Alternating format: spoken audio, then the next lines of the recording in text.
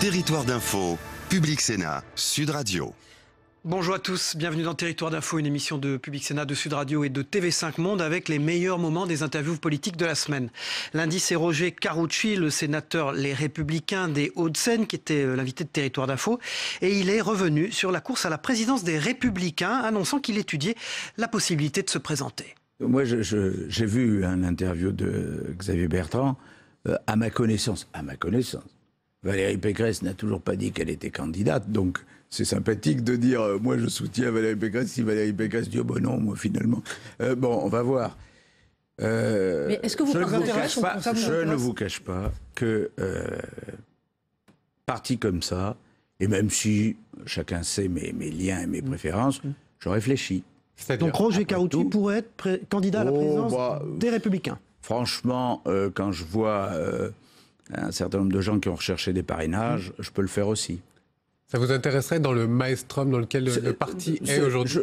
La seule chose qui pourrait m'intéresser, c'est de dire, je n'ai pas d'ambition, je ne cherche pas à remonter le parti, à réorganiser le parti pour en faire une machine de guerre, pour être candidat.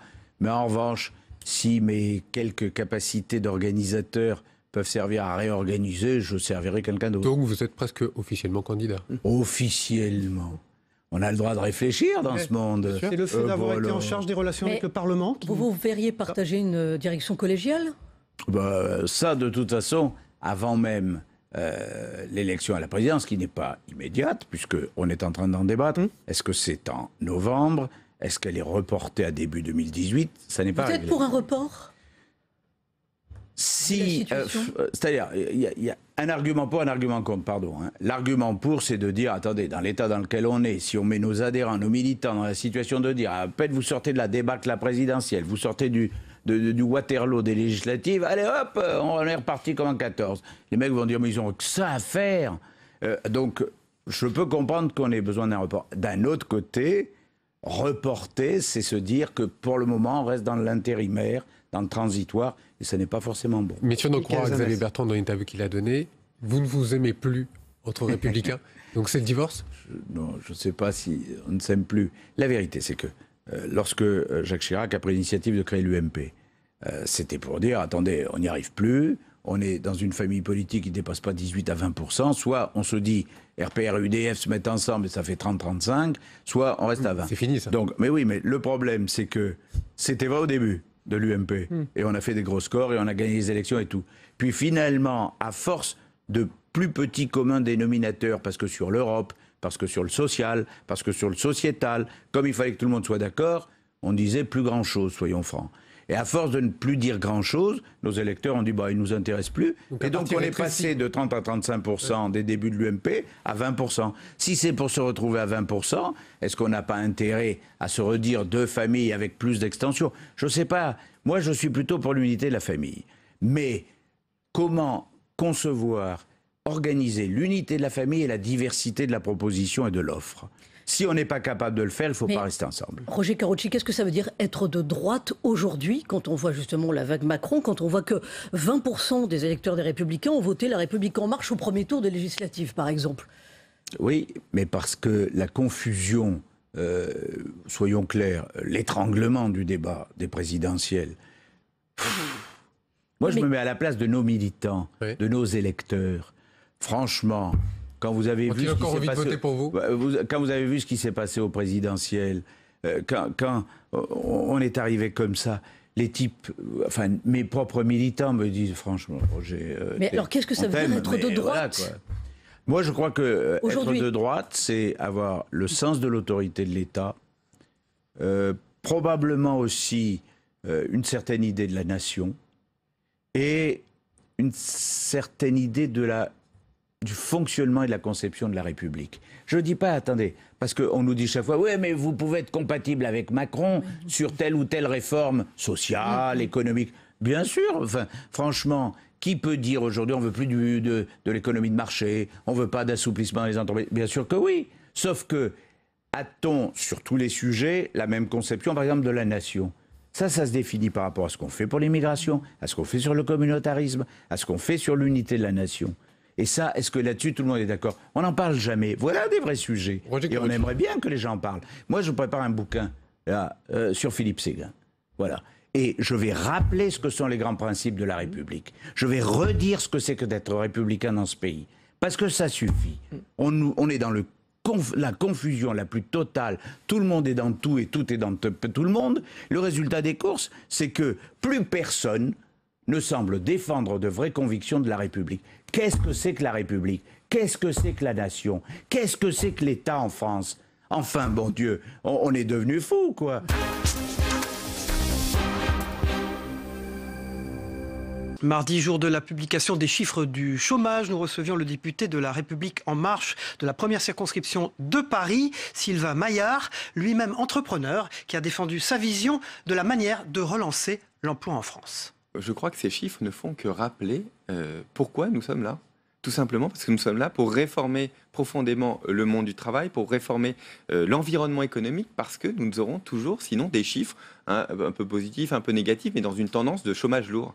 C'est pour ça que les Français nous ont élus. Donc, ils nous rappellent, ces chiffres nous rappellent à l'urgence de modifier notre organisation. Et les ordonnances, la loi du travail tout de suite dès cet été, puis une réforme plus profonde tout en 2018, dès début 2018, entre autres, la baisse des charges. La réforme du Code du travail, c'est vraiment la réponse au chômage. Il a beaucoup changé en 30 ans, hein, le Code du travail, déjà. Gilles Leclerc, s'il suffit d'appuyer sur un bouton pour qu'il n'y ait plus de chômage, il y aurait bien longtemps que quelqu'un aurait appuyé dessus.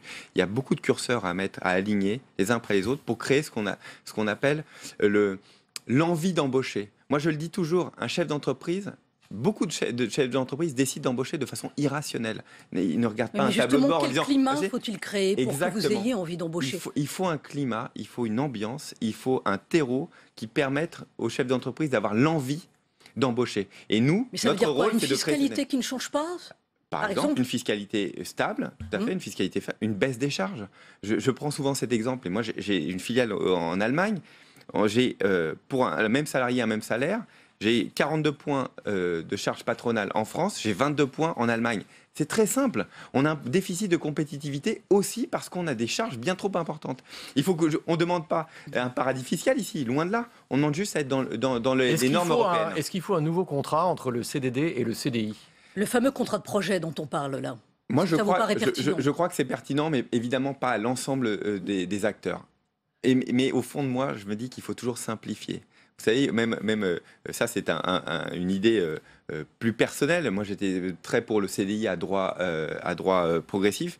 Moi-même, dans mon entreprise, je n'applique que des CDI. J'ai toujours fait que des CDI parce que je pense que le CDD est quelque chose de compliqué pour un investissement d'une personne au sein d'une entreprise.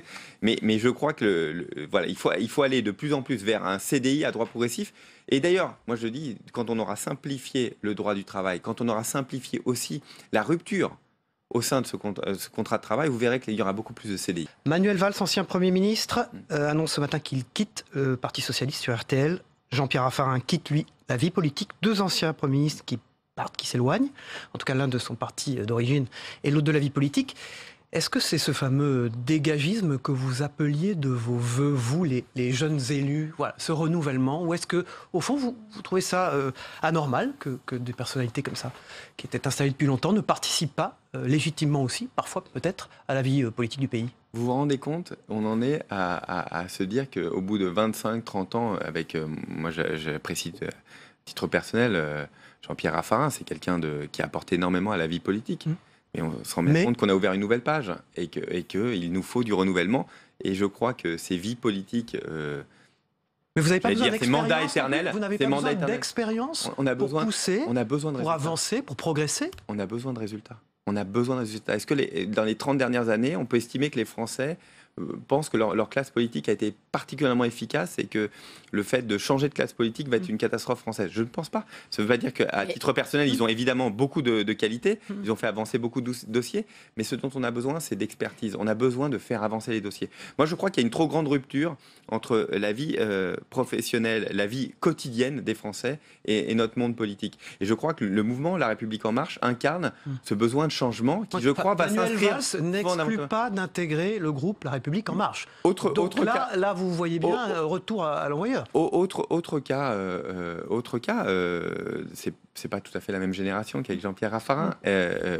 Autre cas, vous faites un parallèle, mais finalement, ça n'a rien à voir. Ancien Premier ministre. Ça n'a rien à voir. Situation, mais oui, tout à fait. Mais après, ils peuvent continuer. Mais vous avez bien vu le mouvement qui est vraiment fort de rénovation et de rénovation. Et je crois que tout simplement, ils en prennent acte.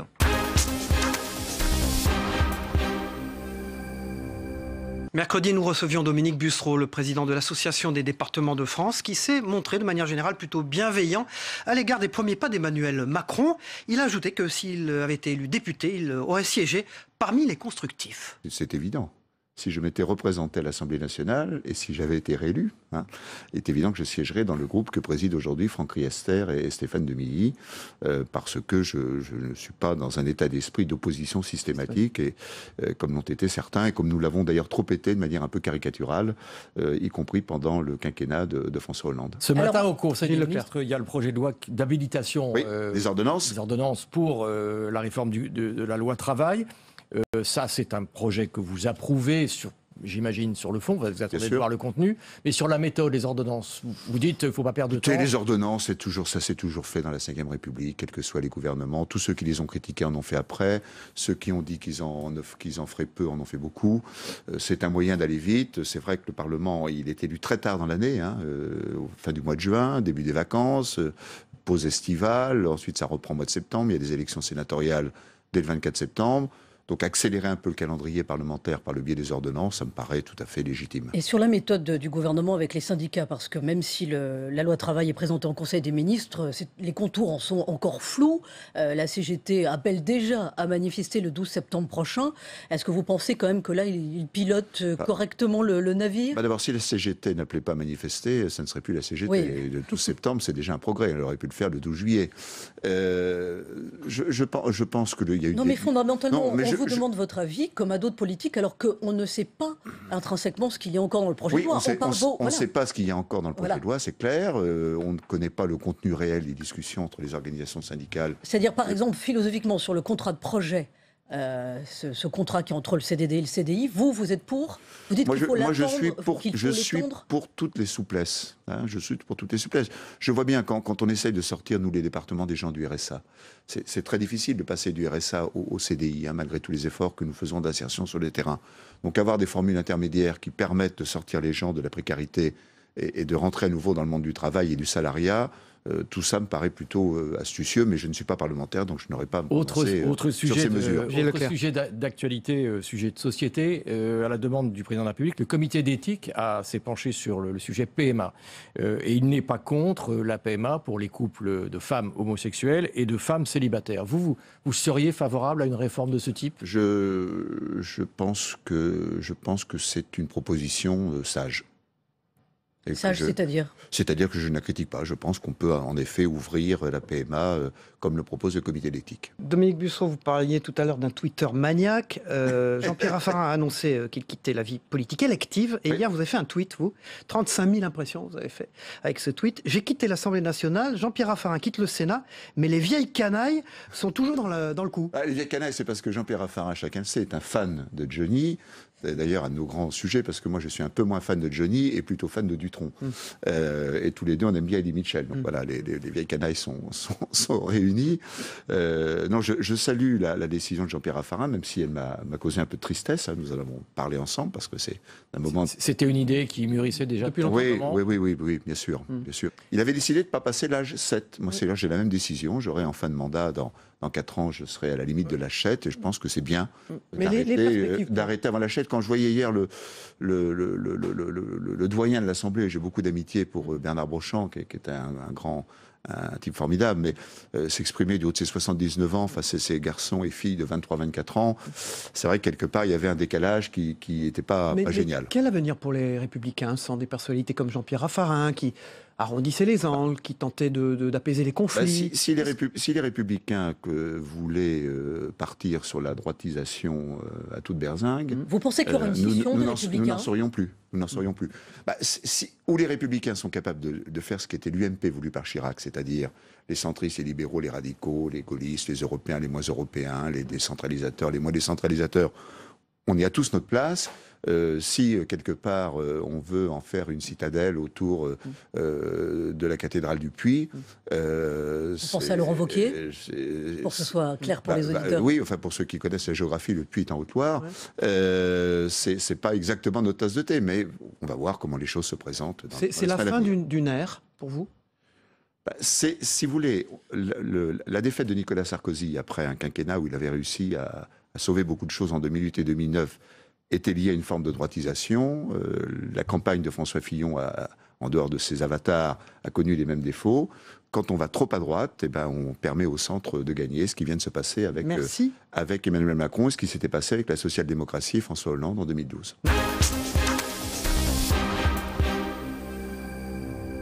Jeudi, à propos du congrès de Versailles convoqué par Emmanuel Macron le 3 juillet prochain, veille du discours de politique générale du Premier ministre Édouard Philippe, et face à la polémique qui monte, Gilles Legendre, le nouveau député En Marche de Paris, a indiqué que pour lui, il n'y avait pas d'effacement du Premier ministre et que chacun était à sa place. Je ne vois pas du tout un effacement du Premier ministre.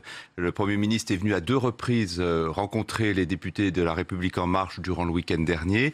Et je peux vous dire que ce n'est pas du tout un Premier ministre effacé.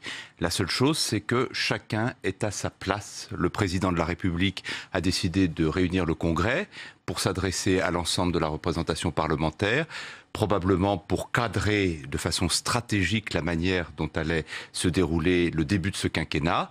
Et puis le lendemain, le Premier ministre fera une déclaration de politique générale qui permettra de rentrer dans les détails. Comprenez-vous que certains à droite décident de boycotter la cérémonie ? Bah écoutez, la droite est un petit peu en mode désordonné. J'allais dire en mode panique, ce serait désobligeant, mais elle est un peu en mode désordonné en ce moment. La droite est extrêmement divisée, elle est en train d'exploser. Ça ne nous regarde pas. Nous devons tracer notre route. Notre route, c'est faire en sorte... Et donc pas faire attention à l'opposition. Ah non, j'ai pas dit ça. L'opposition est respectée et nous respecterons toujours l'opposition au Parlement. Ce que dit l'opposition à l'Assemblée nationale. Vous avez vu hier l'esclandre qu'il y a eu à l'Assemblée nationale pour la présidence, notamment et pour la questure. Est-ce qu'aujourd'hui on va voter notamment pour les présidences de commission, la commission des finances qui doit revenir à l'opposition? Est-ce qu'il serait sain qu'elle revienne à Éric Woerth, par exemple, qui est candidat? Non mais attendez, c'est pas sain, c'est une tradition et elle sera respectée. La commission des finances sera présidée par un membre de l'opposition. Ça n'est pas à nous de le faire. C'est une garantie que vous assurez aujourd'hui? Oui, le président Richard Ferrand l'a redit hier dans l'hémicycle. La présidence de la commission des finances sera exercée par un membre de l'opposition et nous ne prendrons pas part au vote, nous, les membres de la commission des finances, puisque j'en fais partie, République En Marche. Pourquoi? Mais parce que c'est pas à nous de choisir. C'est pas à nous de choisir le représentant de l'opposition, c'est à l'opposition de se déterminer. Dites-moi, pour revenir au Congrès quand même, la droite parle finalement d'une dérive monarchique d'Emmanuel Macron avec la tenue de ce Congrès lundi. Vous lui répondez quoi ce matin ? Mais écoutez, je ne vois pas en quoi c'est une dérive monarchique, sauf peut-être la référence à Versailles, mais ça c'est pour l'humour. Oui, parce que c'est pas la première fois, il y a déjà eu un précédent avec Poutine. Il y a eu plusieurs précédents. Nous avions dit, le président de la République, quand il était candidat, avait annoncé qu'il considérait qu'à côté de la responsabilité politique qu'exerce le Premier ministre vis-à-vis de l'Assemblée nationale, il y avait une responsabilité plus large de l'exécutif vis-à-vis de ses représentants et que la tête de l'exécutif... Mais juste quand même une chose, est-ce que vous ne pensez pas que la France qui souffre et qui n'a pas voté Emmanuel Macron comprend les images qui sont envoyées depuis le palais de Versailles? Est-ce qu'il n'y a pas un décalage quand même?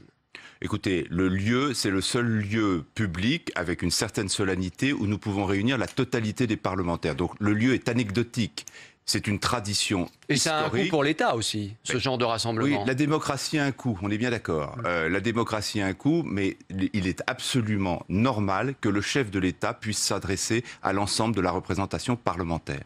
Si on parle un petit peu d'Emmanuel Macron, son style, vous qui êtes un ancien journaliste, qu'est-ce que vous pensez, vous, de la relation qu'il a avec les médias?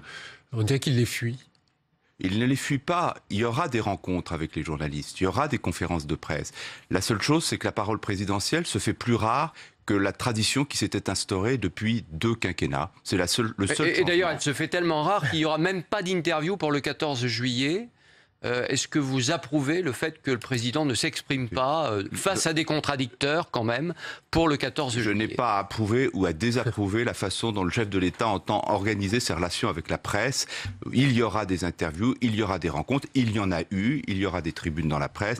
Il n'y a pas de problème de ce côté-là. Donald Trump invité au défilé du 14 juillet pour la commémoration de l'entrée en guerre des États-Unis aux côtés de la France il y a 100 ans. Est-ce la place de Donald Trump d'être là? On se rappelle qu'il a souhaité sortir de l'accord de Paris sur le climat, les Américains. Écoutez, le président de la République, dès l'élection de Donald Trump, c'est-à-dire quand il était candidat, a dit très clairement ce que serait le type de relation qu'il souhaiterait, s'il devenait président, ce qui est le cas, entretenir avec Donald Trump.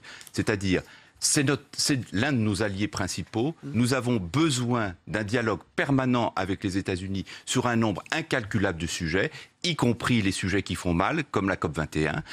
Ce dialogue-là nécessite évidemment de la confiance. Que ces confiances prennent quelques signes symboliques, ça ne peut être que positif.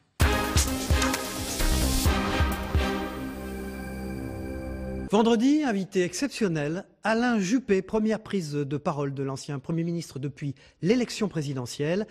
Nous avons délocalisé Territoire d'Info à Bordeaux pour aller à sa rencontre. Un budget insincère, selon l'expression du président de la Cour des comptes. Elle est lourde. Est-ce que c'est grave, selon vous? Oui, c'est grave. Pourquoi? Pas simplement parce que nous avons pris l'engagement vis-à-vis de nos partenaires européens de respecter un certain nombre de règles. Nous avons pris cet engagement, il faut le respecter. Mais au-delà de cela, pourquoi est-ce qu'il faut éviter un déficit budgétaire? C'est que le déficit budgétaire, ça se paye par de l'endettement. Et l'endettement de la France a atteint aujourd'hui un seuil dangereux. Nous sommes pratiquement à 100% de tout ce que nous produisons dans une année qui passe en emprunt, et ceci fragilise notre souveraineté. J'entends beaucoup parler de la souveraineté de la France. Comment finance-t-on cette dette et ce déficit? En empruntant. Et on emprunte pour la plus grande part à l'étranger. Donc il faut absolument inverser la tendance. Bien, on le sait bien, hein, comme nous avons franchi le seuil de tolérance du prélèvement fiscal, eh bien, il faut faire des économies. Il n'y a pas 36 solutions. Ou bien on augmente les recettes, ou bien on maîtrise la dépense. C'est amusant, j'ai parfois l'impression d'être une espèce d'agence de Pôle emploi, notamment pour les postes ministériels. On me dit, est-ce que tu pourrais dire à Édouard ceci, cela? Nous parlons, naturellement. J'ai pour Édouard Philippe une très grande estime. C'est un homme de très grande qualité. Et puis en plus de l'amitié, vous savez qu'on a bossé ensemble pendant des années. Quand j'ai créé l'UMP en 2002, il a été le premier directeur général de ce nouveau parti. Et c'est grâce à lui, en réalité, que je l'ai vraiment construit. Et puis, ça a été un collègue, c'était un maire du Havre extrêmement efficace, qui a lui aussi beaucoup transformé sa ville. Voilà, j'ai des relations très, très étroites avec lui, mais de vous dire qu'il me consulte sur ce qu'il a à faire, il est majeur et vacciné. Vous l'auriez nommé? Écoutez, moi je ne fais pas des supputations. Mais ce qui fait, la question ne s'est pas posée pour les raisons que vous savez. De ceux que vous disiez un jour, il sera peut-être à Matignon. Ah, sûrement. Matignon ou ailleurs. Bon, je pensais qu'il aurait très certainement un rôle politique majeur à jouer dans notre pays, parce qu'il en a toutes les qualités. Les ordonnances sont un moyen tout à fait institutionnel. C'est pas un coup de force. C'est prévu dans la Constitution française.